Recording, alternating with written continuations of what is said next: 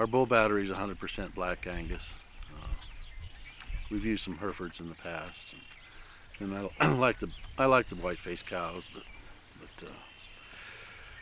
but the Angus, we keep going back to Angus. So I think we purchased our first bulls in 1993.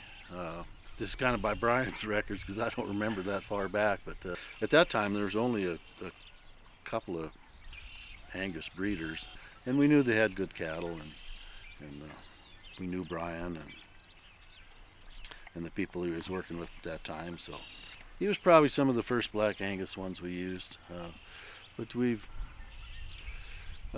were using Angus before that too. Everybody kind of started out with Herefords, and the Herefords are good cattle. They fit this environment really well, actually, but they've got some problems that they never addressed, and they've had some eye problems always.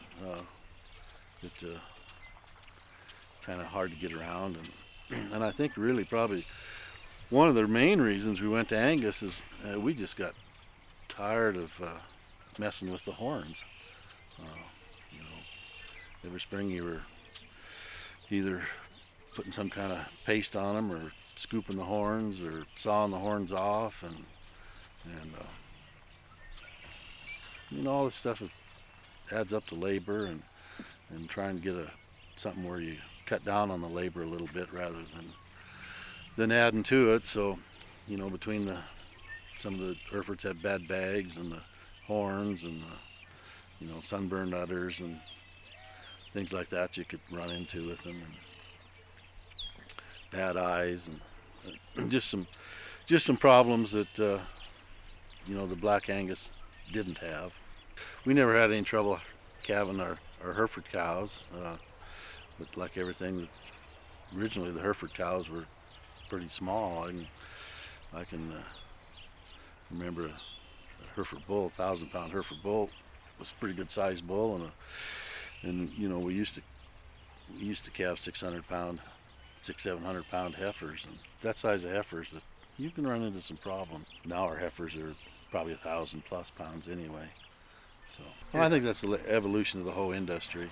Cattle were getting bigger, and the Hereford cattle were getting bigger too. So, you know, the Angus breed adopted, you know, AI a lot sooner, I think, than the Herefords and some of these other breeds did. They were some of the first adopters of the AI technology, and I think we're probably around 1990, somewhere in there, we started using AI, and probably not long after we started buying bulls from Brian, we AI'd our heifers till about 3 years ago, and then we finally we went back to bull breeding our heifers. So I really don't use heifer bulls. I just try not to put bulls on the heifers that, you know, have a really high birth weight, but I'm not afraid of putting some, you know, well, let's see, I mean, I don't like the really negative birth weight bulls. I think they result in some other problems. So yeah, like doing business with somebody that's local, and somebody that you know and trust, and so I don't think the relationships change, you know, and I really like that Brian's gone to selling a little bit older bull, and that he's got so I like a little bit on the older bulls because they seem like they hold up a little bit longer, or at least when you turn them out, they can seem like they can breed a lot more cows than a little bit younger bull. So, how long do you usually keep them? 3 to 5 years. And is that seems like kind of a short period, but it just seems like it kind of works out that way after they're using for about 3 breeding seasons, and they start either getting too big or getting. Sometimes these older bulls are a little bit tough to be around. They can be kind of ornery. But Brian's bulls, you know, they're probably good for 5 years. But gotcha. Some of these younger bulls you buy you know, it seems like they don't last quite as long. But they've been always pretty good. I will say you know, some of the first bulls we bought from Brian, they had some disposition problems, but he was pretty quick to correct that. But they've gotten a lot better.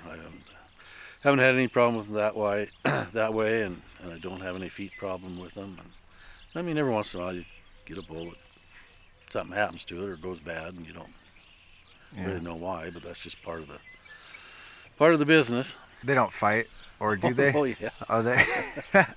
Yeah, if they haven't been, I mean, if you put a group of bulls together that haven't been together, they you better give them some space, because they're gonna cause a ruckus. But after they've been together for a few hours, then they're fine. Do you and Brian do business in any other aspects of ranching outside of that, or is it pretty much just genetics? Pretty much just genetics at this point. I mean, Brian's working on some interesting things with the algae and whatnot that we're going to take a look at it. We're not afraid to try new things, so we'll probably give that a try and see how it works out. My name's Ed Malesich. I'm president of the Malesich Ranch Company. We're the third or fourth generation, going on the fifth. My great grandfather bought the place in 1902, 03. So we've been here over 100 years, 120 years, something like that.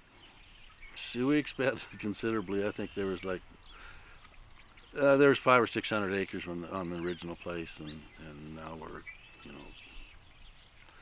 several thousand acres. We're about 13,000 acres. So yeah, we've expanded, and probably from about 50 cows to 1,200, 1,300. So I want to mention that I'm just not the only one running this. I've got two brothers that are an integral part of this operation, plus a nephew that's kind of taken over. So we're looking forward to the next generation. So. And sorry, that's fifth generation will be? Well, let's see. 1, 2, 1, 2, 3. We're the fourth, so that'd be the fifth. Yeah, Brandon would be the fifth.